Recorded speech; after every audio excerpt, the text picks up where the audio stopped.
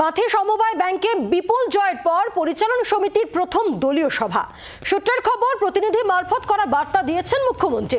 স্বচ্ছতার সঙ্গে কাজ করতে হবে, অতীতে দুর্নীতি থাকলে খুঁজে বের করে ব্যবস্থা নিতে হবে, ব্যাংকের সমৃদ্ধি করতে হবে এমন বার্তা দিয়েছেন মমতা বন্দ্যোপাধ্যায়। সূত্রের খবর, মুখ্যমন্ত্রীর বার্তার পরই চেয়ারম্যান ভাইস চেয়ারম্যান বাছাই হলো।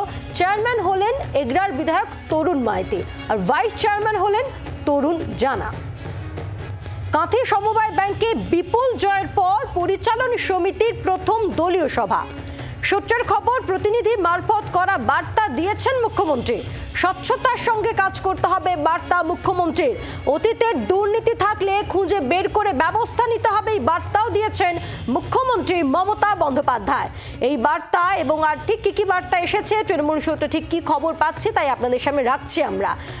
ব্যাংকে সমৃদ্ধি করতে হবে বার্তা দিয়েছেন মমতা বন্দ্যোপাধ্যায়। মুখ্যমন্ত্রীর বার্তার পরেই চেয়ারম্যান ভাইস চেয়ারম্যান বাছাই হলো।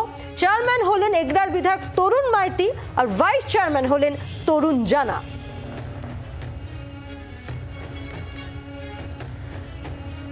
এগরার বিধায়ক তরুণ মাইতি যিনি চেয়ারম্যান হয়েছেন, তার বক্তব্য ঠিক কি শুনবো।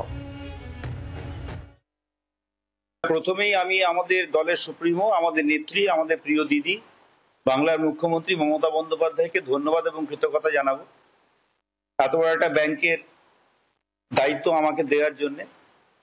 এবং এটা কাঁথিবাসীর অত্যন্ত আবেগের একটি ব্যাংক, বহু প্রাচীন একটি ব্যাংক এবং পূর্ব ভারতের সম্ভবত সবচেয়ে বড় আরবান কোঅপারেটিভ ব্যাংক। দ্বিতীয়ত, আমাদের দলের নেতা অভিষেক বন্দ্যোপাধ্যায়কে ধন্যবাদ কৃতজ্ঞতা জ্ঞাপন করব।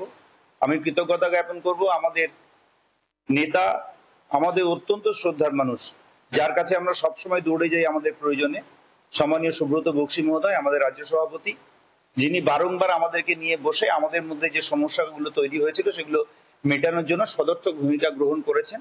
আমাদের সামনে সবচেয়ে বড় চ্যালেঞ্জ হবে সকলকে একসঙ্গে নিয়ে এবং সমস্ত গুরুত্বপূর্ণ নেতৃত্বকে শ্রদ্ধা এবং সম্মানের সঙ্গে নিয়ে আমাদেরকে ব্যাংকটা পরিচালিত করতে হবে, যাতে করে ব্যাংক এখন যে পজিশনে আছে সেই পজিশনটা আমরা ধরে রাখতে পারি এবং তাই না এর পজিশন বা এর মানটা আরো উপরের দিকে নিয়ে যেতে পারি।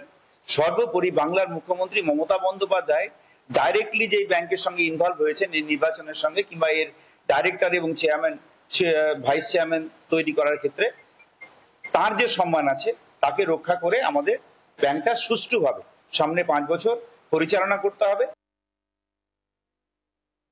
কাঁথির সমবায় ব্যাংকের বিপুল জয়ের পর পরিচালন সমিতির প্রথম দলীয় সভা অনুষ্ঠিত হলো রবিবার দিন কাঁথিতে, যেখানে পরিচালন সমিতির 15 জন উপস্থিত ছিলেন কলকাতা থেকে যাওয়া আশিস চক্রবর্তী, তৃণমূল নেতা। এবং স্বাভাবিকভাবে এই পরিচালন সমিতির বৈঠকেই চেয়ারম্যান কী হবেন এবং ভাইস চেয়ারম্যান কী হবেন সেটা ঠিক করে দেওয়া হয়েছে। তাৎপর্যপূর্ণভাবে প্রতিনিধি মারফত মমতা বন্দ্যোপাধ্যায় বার্তা পাঠিয়েছেন, এক, স্বচ্ছভাবে কাজ করতে হবে যাতে কোথাও দুর্নীতির অভিযোগ না ওঠে। কাঁথির এই সমবায় ব্যাংক বহু পুরনো ব্যাংক, ভারতবর্ষ সমবায় ব্যাংকের মধ্যে, সেখানে যাতে এই ব্যাংকের শ্রীবৃদ্ধি ঘটে তার জন্য কাজ করতে হবে।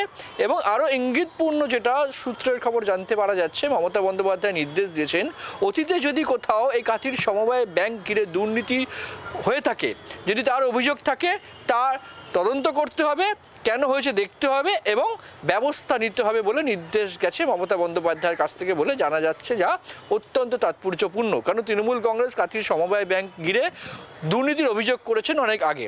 কাঁথির সমবায় ব্যাংকের আগে চেয়ারম্যান ছিলেন শুভেন্দু অধিকারী, সেক্ষেত্রে দাঁড়িয়ে রাজনৈতিকভাবে একটা তরজা রয়েছে। এই অবস্থায় দাঁড়িয়ে পরিচালন সমিতির প্রথম দলীয় বৈঠকে মমতা বন্দ্যোপাধ্যায়ের এই যে অতীতের দুর্নীতির খতিয়ে দেখে ব্যবস্থা নেওয়ার যে নির্দেশ, সেটা কিন্তু অত্যন্ত গুরুত্বপূর্ণ বলেই মনে করছেন রাজনৈতিক মহল। জি 24 ঘন্টার জন্য ক্যামেরায় জয়ন্ত পালের সঙ্গে প্রবীর চক্রবর্তী, কলকাতা।